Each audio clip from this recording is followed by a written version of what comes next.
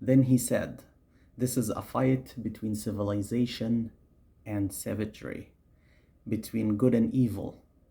There is no comparison between a group that worships death and a group that cherishes life and cherishes our nation." Let's examine that. Freeing the world from Europeans. Europeans are a people consisting of a number of different ethnicities. According to a German study published in 2002, the total of these ethnicities amounts to around 87 ethnicities or peoples, including 33 major ethnicities that constitute the majority in their countries. The most important among them are the Russians, Germans, French, English, Italians, Ukrainians, Spaniards, and Portuguese. They all share a single culture based on the Judeo-Christian heritage.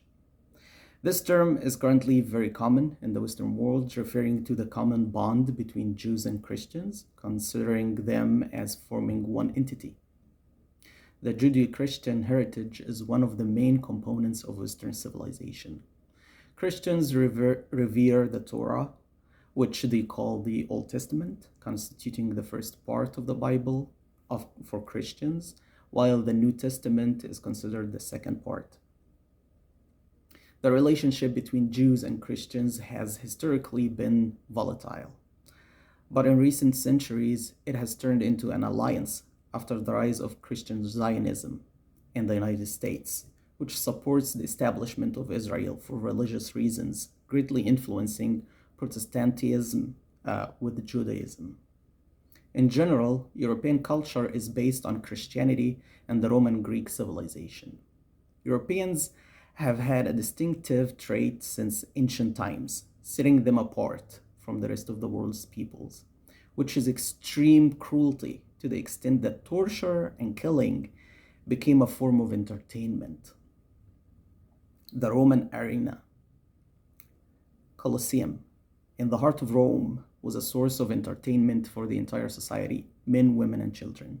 Families attended to watch hungry lions released on prisoners who were brought into the arena with their wives and children devoured by the hungry lions amidst the laughter and enjoyment of the audience. They also forced their captives to fight among themselves, compelling a friend to kill a friend. Gladiator contests that ended in death were the most popular games among the ancient Roman European crowds. Thus, we find that wars where millions were killed were frequent among them. An example of these European wars is the 30 Years' War, in which over 11 million people were killed, causing the population of Germany to decrease from 20 million to 13 million, resulting in a significant decrease in the number of men, making polygamy mandatory. In the Napoleonic Wars, over 6 million people were killed. In the 7 Years' War between Britain and France, over 14 million people were killed. In the Russian Civil War, over 9 million were killed. In the French Wars of Religion, approximately 4 million were killed. In World War I, which began between Austria and Serbia, over 20 million people were killed. In World War II, which began with Germany's invasion of Poland, around 85 million people were killed. European wars and massacres are too numerous to count in this article. All of them horrifyingly bloody wars and massacres involving killing and torture by terrifying means unimaginable, such as combing with iron combs. You can Google these. Using saws for dismemberment, crushing bones with compressing machines, using skewers protected by fire, tearing limbs apart, dislocating jaws.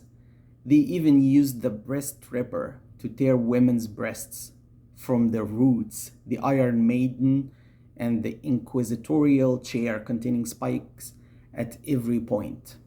And the French has a museum where they keep the skulls of Algerian people there, and it's just numbers. You can Google that as well. When Europeans ventured out with their cruelty to the world, they caused immense destruction and devastation to humanity. When they headed west to America, they wiped out its inhabitants from the face of the earth using the most unimaginable means.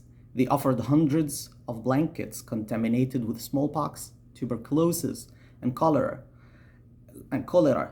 as gifts to the indigenous people to exterminate them effortlessly, resulting in the death of millions of indigenous people within a few decades. They also offered monetary rewards for anyone who brought the heads of indigenous people, men, women, or children, causing hunters to spread throughout the American continent, bringing in huge numbers of heads, eventually reducing it with the Jackson, I guess, reducing it to just scalps for easier transportation.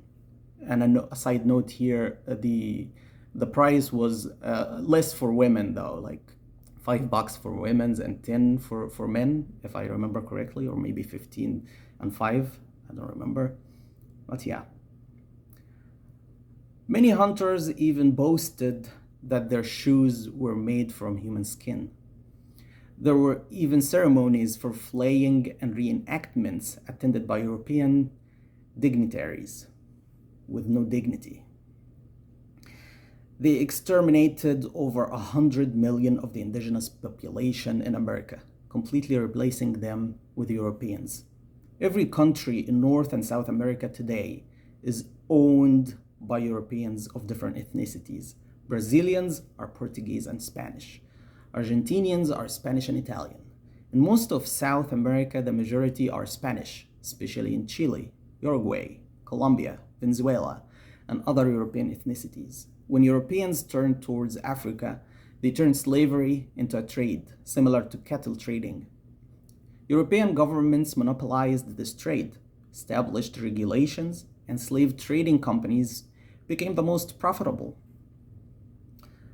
Slavery, which is in textbook now for kids, it's involuntary labor.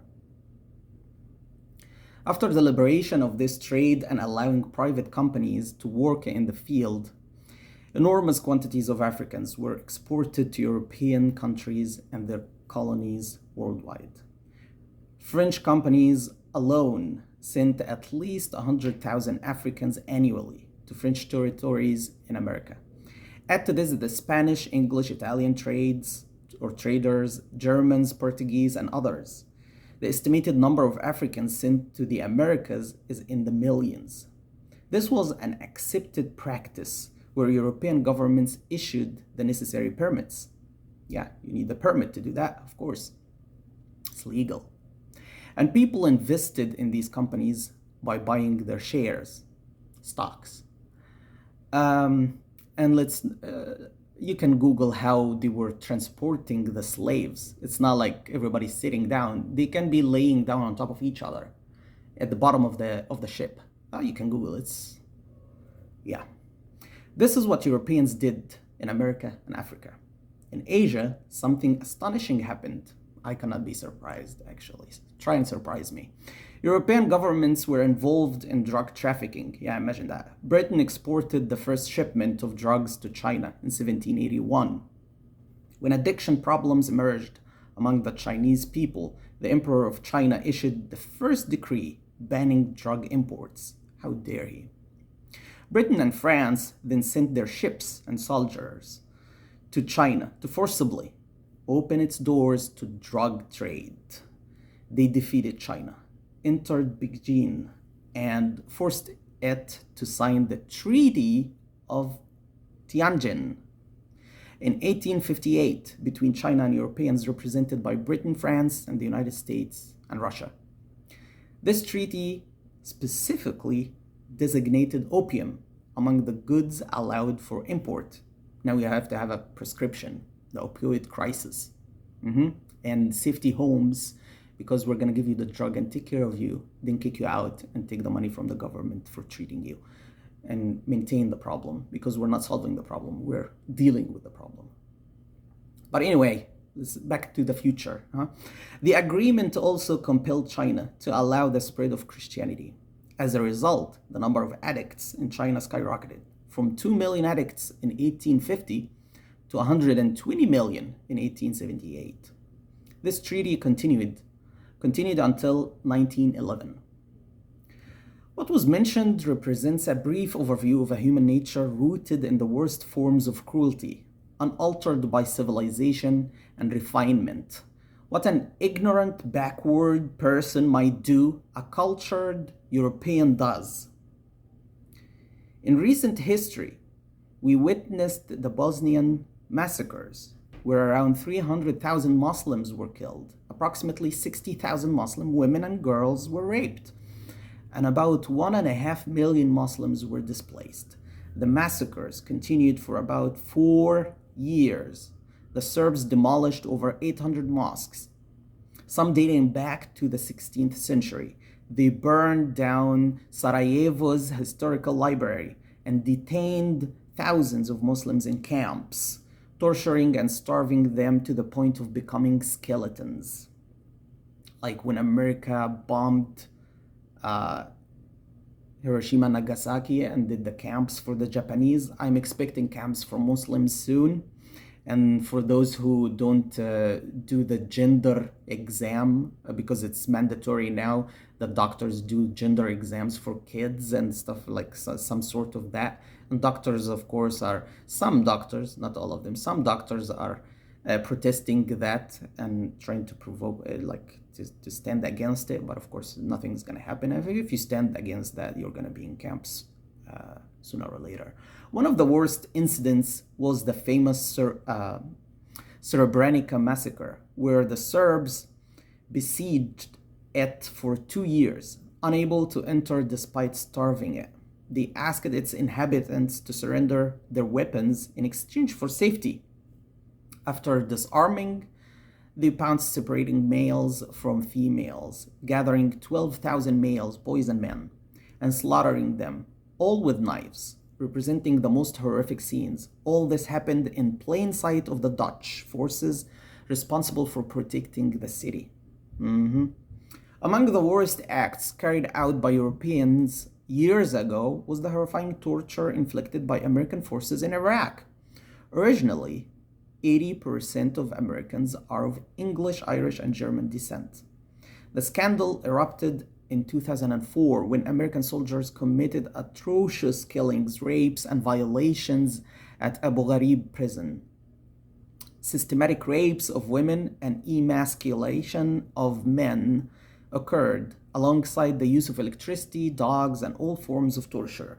American soldiers utilized 13 methods of torture on Iraqi prisoners, ranging from slapping and beating to sexual assault, sodomy, leaving prisoners and female prisoners naked for several days, forcing male detainees to wear women's underwear, pressuring prisoners into engaging in deviant sexual acts, videotaped, and forcing naked prisoners to pile on top of each other.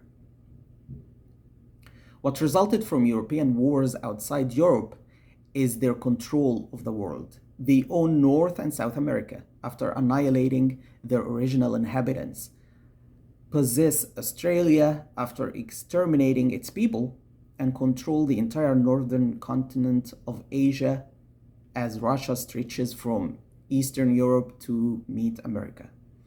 What most people don't know is that the distance between America and Russia is less than 4 kilometers. It's like, 3 miles? The English who rule Britain own another 16 countries, registered as sovereign states, but under the British Crown. These are known as British Overseas Territories, the most famous being Canada, Australia, and Jamaica. The French also have vast territories worldwide comprising 13 regions spread across different continents known as French Overseas Territories, and they control their money supply as well. Even a small country with a small population like Denmark owns territories outside Europe, much larger than its own country by dozens of times, such as Greenland and the Faroe Islands. Therefore, Europeans own immense expenses far beyond their needs, mostly from the richest regions in the world. Hence, they possess colossal wealth. that never runs dry, achieving unprecedented levels of prosperity through their control of the world. They continue working towards complete global domination by creating the largest non religious political party in the world, the Freemasons. Many world leaders, prominent figures in finance, business, and media belong to it. The terrifying expansion resulted in complete dominance over our minds. When one of us looks at people in Europe, America, Asia, or Australia, finding them dressed the same, eating the same food, playing the same game, they think they should do the same because this is what everybody does. They don't know that they are the same people who share the same culture across all these continents. Our minds have become enslaved to them. We chase after them and seek refuge in them from each other. They exploit us when they compete among themselves or have differing views on issues concerning them, pressuring each other by supporting this or that. So we urgently need to free ourselves from their vision and its narrative. This is the liberation we mean in this article. A liberation unlike theirs, which is based on genocide, crushing others, and eradication. We follow a religion that emphasizes human dignity and upliftment, a religion that made freeing slaves an act of worship, that forbids killing women and children in war, and mandates the kind treatment of prisoners. Haven't we liberated our minds and thoughts from European domination to spread our message? The message of goodness and peace? So, watching and listening the serial killer named Biden and his administration and the administration before him, when a serial killer talks about us Muslims as a group of who cherishes death and them as a group who cherishes life, I just have to remember that Dostoevsky, whenever he said beauty will win, listen to his words. Beauty will save the world.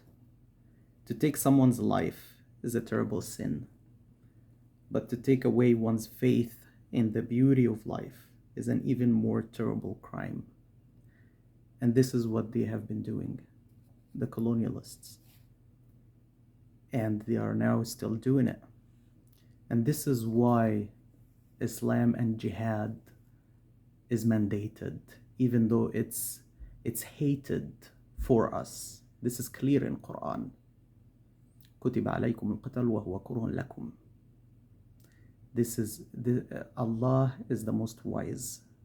He wouldn't come down to fight by himself, but he created the people, his slaves, and he mandated for them the epitome of love, that you would give your soul to save others, to save the weak, to save the genocides that's happening everywhere when the serial killer is the one with the power overtaking the whole world. This is what the smaller jihad is, by the way. Jihad is to resist your desire. So the big jihad is to resist your desires in daily living. Whenever you want to do something that's not right, but you stop yourself because Allah told you not to do the bad things. And the smaller jihad actually is the one that's being attacked in media because the serial killer doesn't want anybody to stand against him. So the epitome of love is that you give your life to save others. And this is what we Muslims do. There is no other nation. There is no other solution. It's just what you're seeing. Laws that are there just to protect their interest, the serial killer's interest, in genociding people everywhere. Australia was genocide. Americans were genocide. All the natives were genocide. North and South America. It's like, what's going on? This is not going to happen with Muslims. It's not going to happen with Palestine. Mark my words, it's not going to happen. It will never happen. It's a prophecy. Beauty of Islam will save the world. Beauty of Islam will save the world.